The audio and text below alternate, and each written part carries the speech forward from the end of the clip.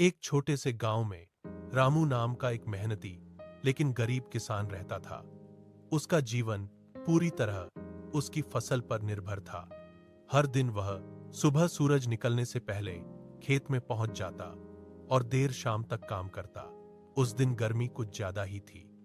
तेज धूप, पसीना और थकान के बीच रामू ने सुबह से कुछ भी नहीं खाया था। घर में अनाज की कमी थी, इसलिए वह खाली पेट ही काम करने आ गया था। दोपहर बीतते बीतते उसकी हालत खराब होने लगी। हाथों में ताकत कम पड़ने लगी और सिर चकराने लगा, लेकिन वह फिर भी काम करता रहा। उसके मन में बस एक ही उम्मीद थी कि अगर आज मेहनत कर ली तो आने वाले दिनों में सब ठीक हो जाएगा। आखिरकार शाम के समय वह खेत के किनारे एक पेड़ के नीचे बैठ गया। उसकी आंखों में थकान और भूख साफ झलक रही थी। उसी समय उसका पड़ोसी श्याम वहां से गुजरा। उसने रामू की हालत देखी तो समझ गया कि वह बहुत भूखा है।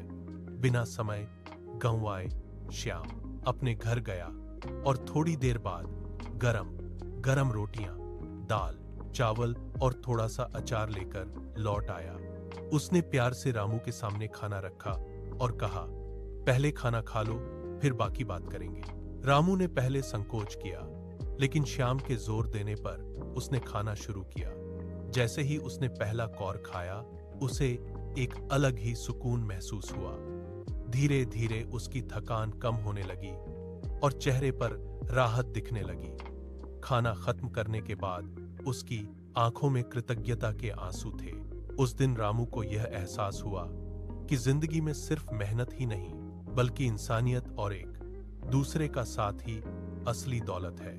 उस एक वक्त के खाने ने न सिर्फ उसकी भूख मिटाई, बल्कि उसके दिल को भी सुकून और हिम्मत दी।